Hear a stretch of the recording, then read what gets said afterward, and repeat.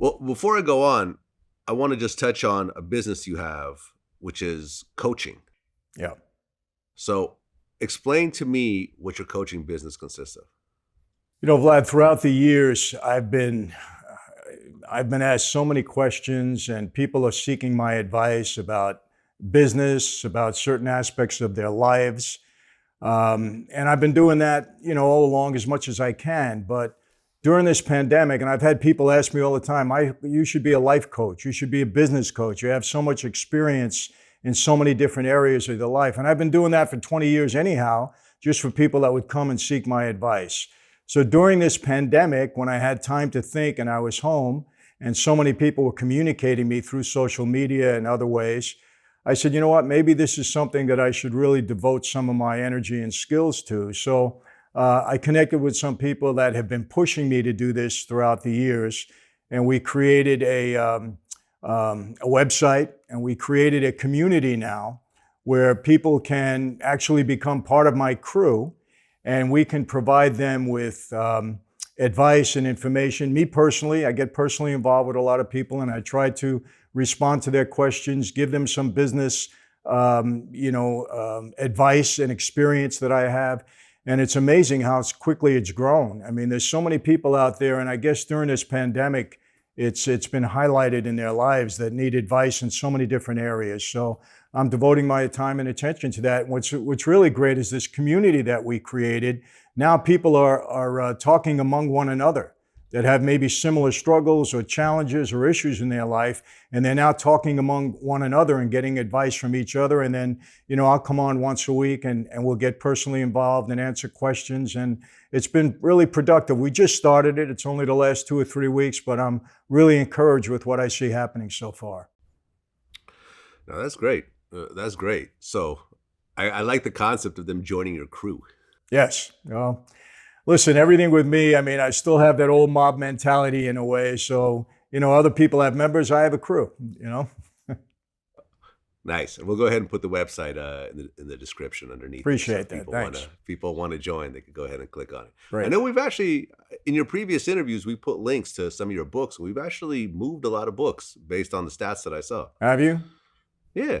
Yeah, I get reports. I don't look at all of them, but I get reports from my publisher, and they're selling books. They're happy. They're happy. Very cool. Very cool. Well, since our last interview, I've interviewed a lot of other mob guys or mob related guys, some of which I think you've seen. I interviewed John A. Light. Did you guys know each other? We don't. I just remember I never met John A. Light.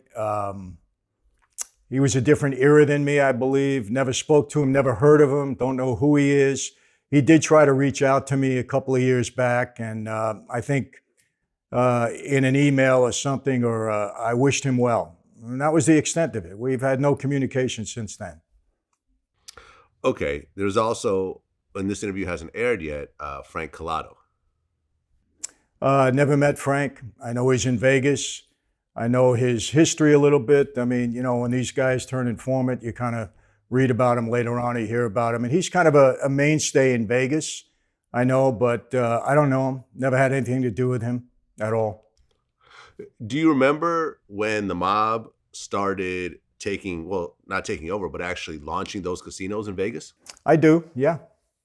Okay. Was the Colombo family involved in that at all? To a degree, yeah. I mean, I had a relationship with people at the Dunes Hotel at the time, and a couple of the Colombo guys also did, and we were involved to a degree. It really wasn't our thing totally, but yeah, we were involved. I mean, everybody had a hand in Vegas. I mean, Morris Shanker, who owned the Dunes at that time, I had helped him get some funding through a union for the hotel that he was building in Atlantic City. Okay.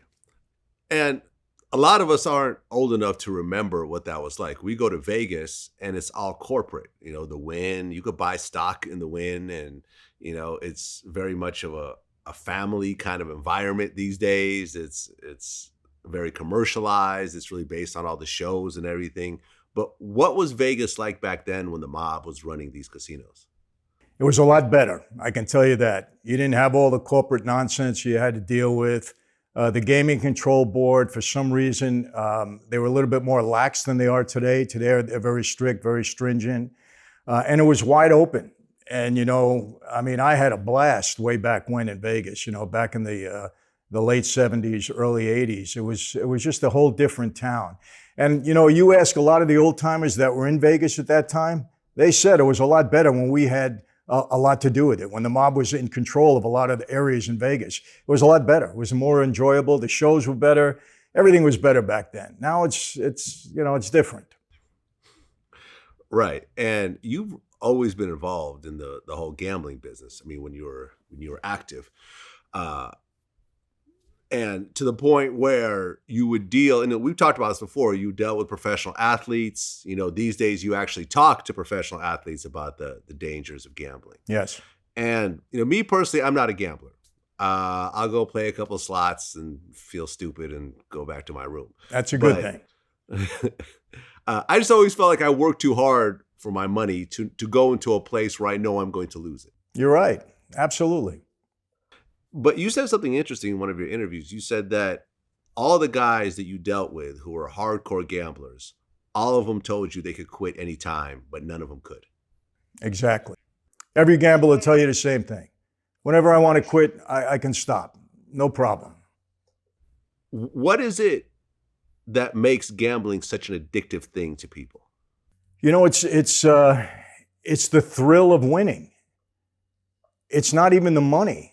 It's the thrill of winning, because if it was the money, they would stop when they got the money that they needed or wanted. It's the thrill of winning that does it. I'm convinced.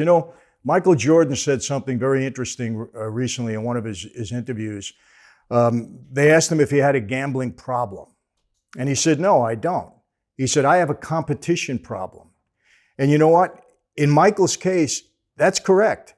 Because the gambling doesn't affect the losses don't affect his lifestyle in any way, shape, or form. He can handle it, doesn't matter. Okay, so he doesn't have a gambling problem in that regard because it's not interfering with his life. It's not causing him havoc like most other gamblers have to endure.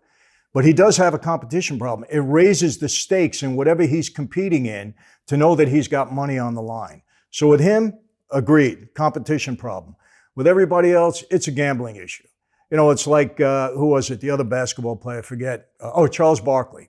He said, I don't have a gambling problem. He lost $10 million at the table, but he doesn't have a gambling problem.